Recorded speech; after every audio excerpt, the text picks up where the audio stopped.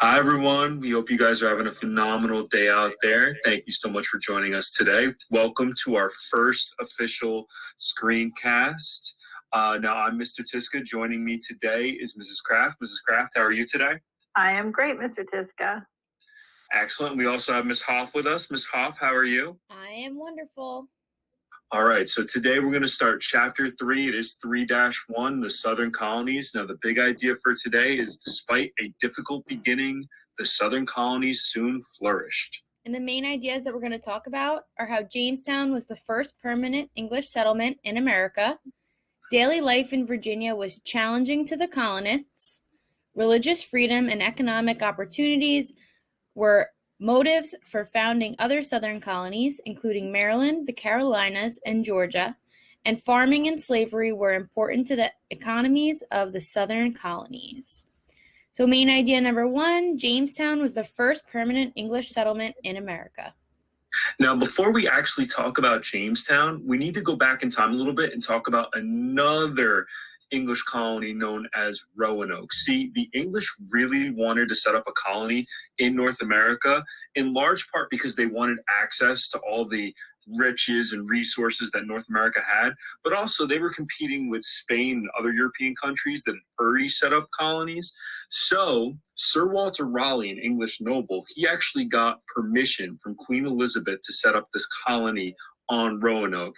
And he tried for a few times, and none of his attempts really had any success. That is until an English artist known as John White came over and brought his entire family. And they set up the colony of Roanoke, which is off the coast of North Carolina. Now, John White's colony was a bit successful at first. In fact, his granddaughter, a girl by the name of Virginia Dare, became the first English colonist born in North America. So everything is working out well. But then the colony starts to run out of food. So John White, since he was the governor of the colony, he was the leader of everybody, he decides to go back to England to get food. Whoa. You just hold on, Mr. White, because you're not going to run back to America. You, Mr. White, are going to have to stay here because we need your ship. That's exactly right. So as Mrs. Kraft is saying, once John White got back to England, he actually couldn't go back to Roanoke for not 1, not 2, but 3 years. In large years? part, You said years? I said years. That's right. Holy cow. This was in large part due to the fact that England was at war with Spain, so John White really couldn't leave the country. Now, eventually, he makes his way back, but when he gets back to Roanoke,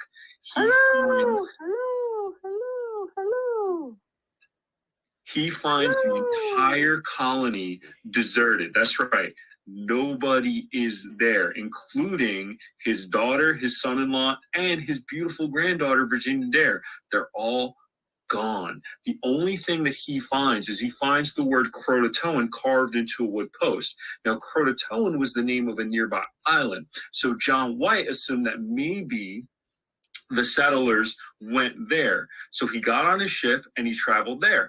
However, a storm hit and prevented him from ever reaching Croatoan Island. Now, a couple other attempts are going to be made throughout the years to get to that island, but none of them are going to be successful. And to this day, we're not exactly sure what happened to the settlers at Roanoke. That's why it's known as the Lost Colony.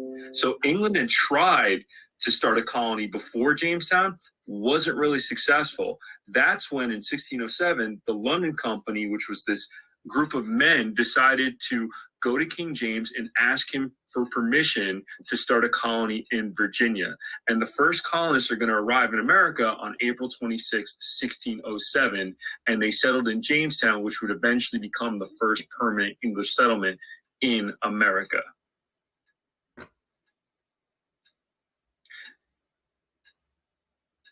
Now, yeah, we're scrolling. We scroll down a little bit. That brings us to John Smith. Mrs. Kraft, you want to tell us a little bit about John Smith? Now, those of you that have walked past my classroom last year know that I am the Disney lady. So it seemed only fitting that I tell you about Pocahontas. Jamestown is settled by a man named John Smith. He becomes the leader of the group. And when he's there, he makes nice with the Native Americans that are there. And they have a really good relationship. But things start to get very stressed out between them. And John Smith gets captured by the Powhatan Indians. Now, when John Smith gets captured, go ahead, you want to jump in, Mr. Tiska? He gets captured? He gets captured. Oh my goodness, he's going to be put to death? He is. But this is where this is the craziest story. And some of you might remember this from the Disney movie, which is totally inaccurate. And for me to say something bad about Disney is crazy. It's inaccurate? I know. How so? Well, John Smith, let's start with the basics. John Smith, before we even get into Pocahontas, according to the stories, John Smith is captured by the Powhatan leaders, and he is about to be put to death. And he's going to be bludgeoned. Oh, what a great word, right? So he's going to be hit with this big stick and killed. Now, before the bludgeoner, if that's even such a word, drops the stick, big boulder thing down on his head, Pocahontas jumps in. Now, if you could see this, try to imagine that John Smith is here and Pocahontas jumps on top of him to save his life. And luckily for Pocahontas, she does not get bludgeoned by the story. Now, according to Powhatan tradition, what happens is if somebody in your tribe is willing to risk their life for you, you become part of that tribe, which would mean that John Smith would then be an honorary member of the Powhatan tribe. Now, there's a lot of secret stories that this was all staged by the Powhatan chief, that Pocahontas was in on it, the guy that was the bludgeoner was in on it, and they told nobody else because the Powhatan leader realized that John Smith comes in here and he's got better weapons, and they know that this is not going to be something that can end well for them. So he has to find a way to make his own tribe be willing to accept the English from across the ocean, and at the same time convince John Smith that he needs to be eternally grateful for them. So anyway, long story short, it's all this giant setup. John Smith is now grateful to the Powhatan and to Pocahontas for saving his life, and everybody plays nice in the sandbox. Now, this goes on for a bit of time until, boom! What was that, Mr. Tiska? That was an explosion. That was an explosion? Was that gunpowder exploding? And then do you hear that? Is that John Smith going, ow, ow, ow, ow, ow, my leg? Yes, I believe that is what you're hearing. So what happened to John Smith? John Smith has to go back to England because he can't just stay in America with a big hole in his leg. He has to go back to England. But wait, I thought he married Pocahontas. You are silly.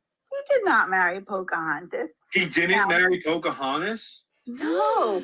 There was never, see this beautiful scene in front of you? That never happened. Oh, that's a good looking man right there. Look at that guy.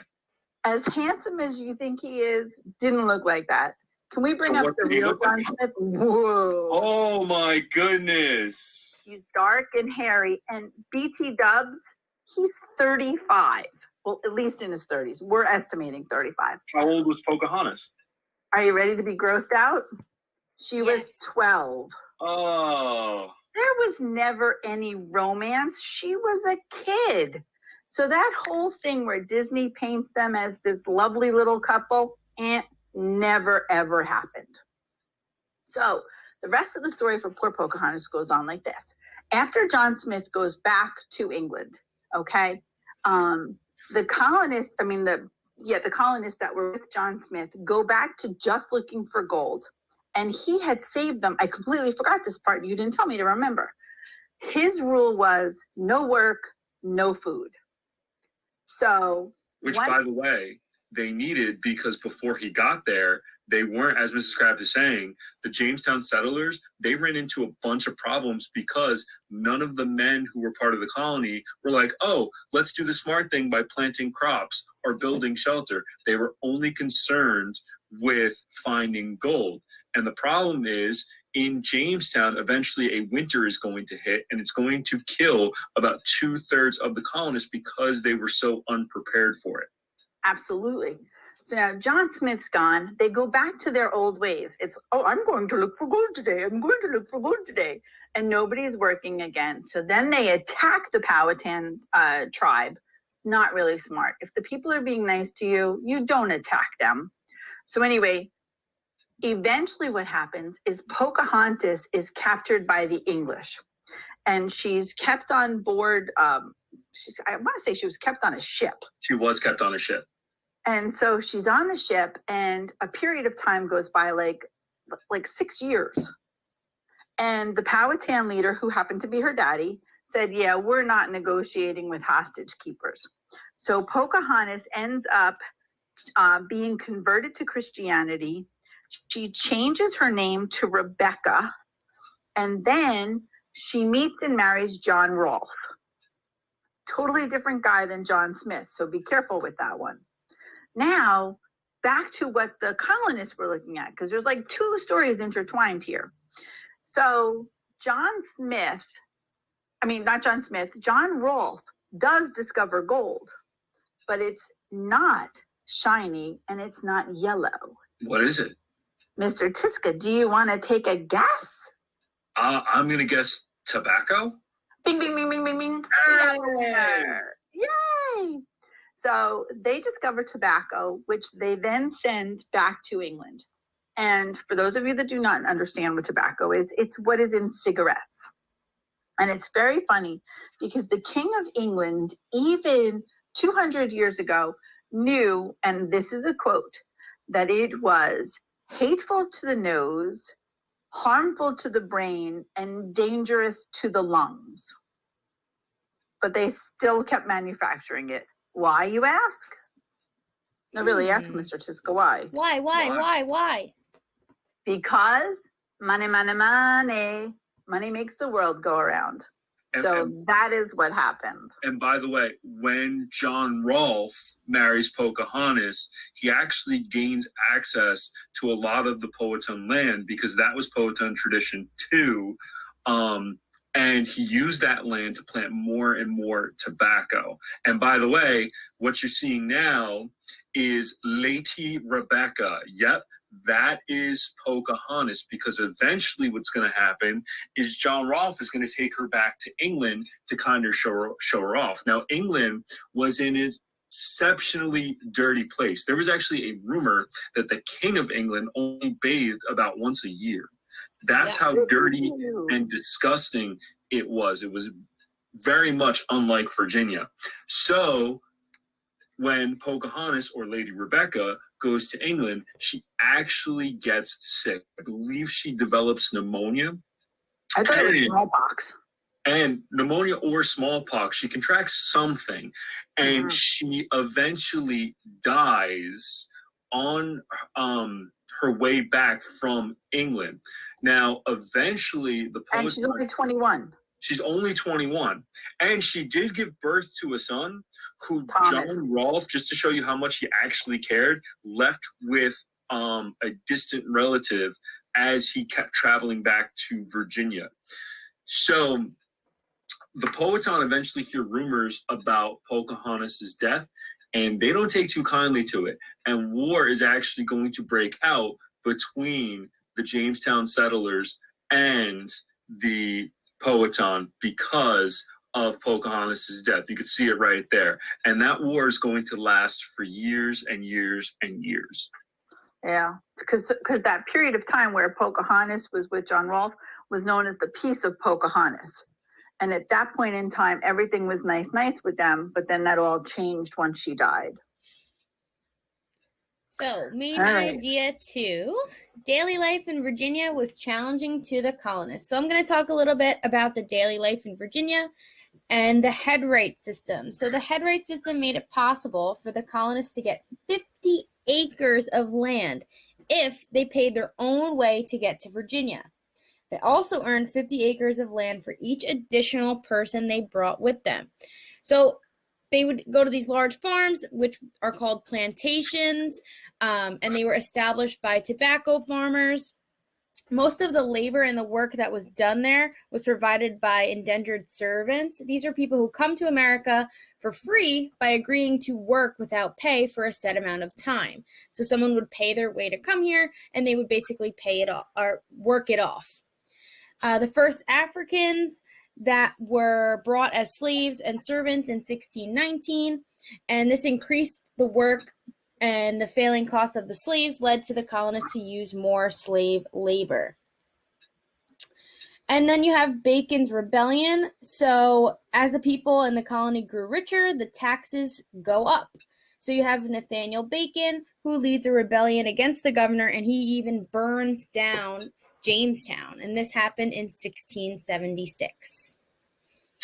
And then eventually Nathaniel Bacon is actually going to get a fever, and he's actually going to die in the middle of the rebellion, and that kind of ends things. But just to back up real quick, the headright system, 50 acres of land, an acre, a little over an acre is about the size of a football field. So really they're offering you 50 football fields. I don't know of anybody who would turn that down.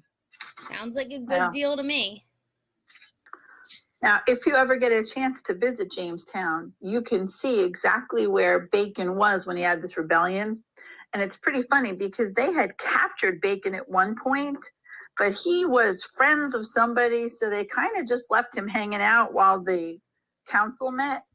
And then he escaped, and it was like, yeah, they probably shouldn't have just left him hanging out. So... Main idea 3, religious freedom and economic opportunities were motives for founding the other southern colonies, including Maryland, the Carolinas, and Georgia. So Jamestown really helps get Virginia off the ground and running, but now there are going to be other colonies that form. And the first one that I want to talk about is Maryland. Now, Maryland was actually intended as a safe haven for English Catholics because in England, you essentially had two religions. You had people who were Catholic and people who were Protestant, and they didn't get along very much. So the Catholics really needed a safe place to go to kind of escape the Protestants.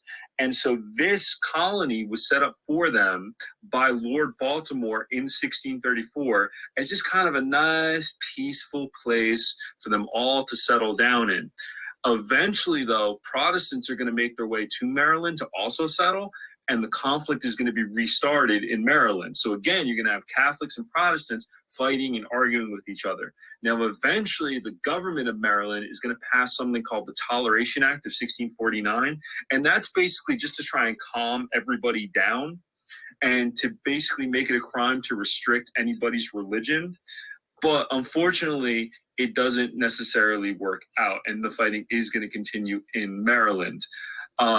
There are going to be other colonies that form, including the Carolinas and Georgia.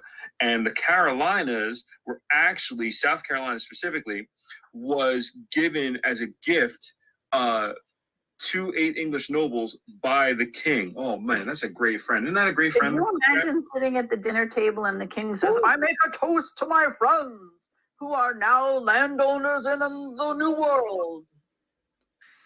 That sounds like another really good deal. That sounds like a friend I want in my life. So the Carolinas were pretty much a gift from the king to 8 of his best friends. And then that brings us to Georgia, which I know Mrs. Kraft wants to talk about. I totally do, because Georgia's like my favorite story. So the Carolinas were settled, and now the Carolinas is producing all of this really great stuff, and they're shipping it back to the king. So the whole time the king is sitting there going, oh, no, I can't believe I gave away this land. So he actually takes control back of the Carolinas, and he loves the Carolinas. Oh, my precious Carolinas, I love them. So meanwhile, there's a guy named James Oglethorpe. I love that name, James Oglethorpe. So James Oglethorpe is sitting there in England. He's like, there's all of these people that are just rotting in a place called debtor's prison. Mrs. Now, Kraft, what's a debtor? A debtor is a person that owes money. And if you owe money, they put you in jail. And guess when you can come out? When? When you pay your debt. No. How are you supposed to pay your debt?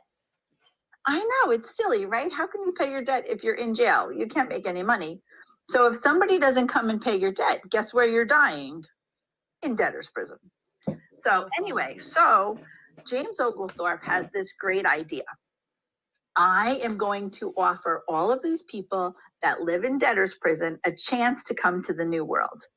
And he does things right.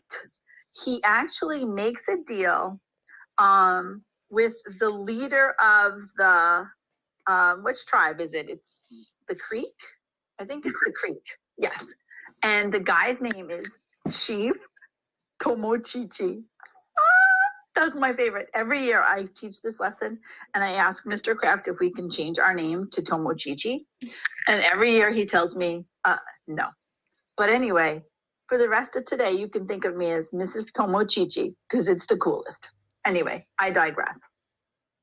So anyway, what we didn't tell you at the beginning of this lesson is that in Florida, there was the Spaniards. Now, the Spaniards are not necessarily great neighbors to have. If you have something they want, they will kill you to get it. Ask the Aztecs, ask the Incas, it's just rough. So anyway, the Spanish are living in Florida. The king has his precious Carolinas. And so Oglethorpe says, hey, Your Majesty, I'd like to start this colony and we're going to put it right in between the Spaniards in Florida and your precious Carolinas. Now, the king is sitting there going, and do you think that the king says, oh, yes, I think we should give the debtors a second chance? No. Do you know what the king says? He says, if we let you put your little colony here, then if the Spaniards decide to come north, they'll kill the debtors instead of my precious Carolinas. So the king is like, oh, yeah, totally. You can put your land there. Now, this is where James Oglethorpe goes terribly wrong. So James Oglethorpe starts his colony, but he's got some crazy rules. All right, number one, you cannot drink any kind of alcohol. So it is a completely sober colony. All right, I could live with that. I don't drink anyway. Second thing is that you cannot use any curse words. All right, I could live with that. But then this is where it gets super like, yeah, hard pass. We are going to raise, are you ready? Tell me. Silkworms. What? We're going to raise what? So once he decides that we're going to raise silkworms, everybody else is like, yeah, I am not going to this new world to do that. So long story short, the king takes over the colony of Georgia and it is no longer in James Oglethorpe's control. So what I'm getting from you, Mrs. Kraft, is that Georgia was originally founded kind of as a shield to protect the Carolinas from Spanish Florida. You betcha. Yeah, so what was really cool about Georgia was it solved two problems. It protected the Carolinas from Spanish Florida. My precious Carolinas. The precious Carolinas. And it also gave debtors, people who owed money in England, a second chance, and actually England was able to get some work out of them and get actually the saddest part of the story is almost no debtors went. So it was a great idea, just never happened. I stand corrected. So, and then one last thing that we want to talk about, as Mrs. Hoff is going to read main idea number 4, is the economies. So farming and slavery were important to the economies of the southern colonies. So the southern colonies, really, their main source of revenue, main source of money was agriculture, was farming. And they used slaves as their workforce because down in the southern colonies, down in places like Virginia, the Carolinas, Georgia, the weather is incredibly warm most of the time and the soil is incredibly fertile, which means that it's easy to plant crops. So you had these large farms known as plantations start to develop, and they grew 3 main crops to start. They grew tobacco, obviously, they grew rice, and they grew indigo. Indigo is a plant, and that's where you get the blue dye from. And the thing about this, as these plantations grew, more and more slaves were needed. And since you had so many slaves in the southern colonies, the threat of slave rebellion was always kind of a fear of southern plantation owners. So that's why they passed something called slave codes, which were laws to control the slaves. That was their main purpose, to keep the slaves from rebelling. Slaves were not allowed to meet in large groups. They were not even allowed to learn how to read and write. Learn how to read and write. If they did something as simple as breaking a tool, even if it was by accident, they could be severely punished. So those were the types of laws that were passed in the southern colonies to keep the slaves under control. Mrs. Kraft, do you have anything else you want to add? No, I think that this was a long lesson, and there's a lot of information, and there's probably another 100 stories we could tell, but we hope that you enjoyed your first screencast. Absolutely. Ms. Hoff, do you have anything else you want to add? Nope. Have a wonderful day, everyone. Have a great day, guys. We'll talk to you soon. Bye-bye.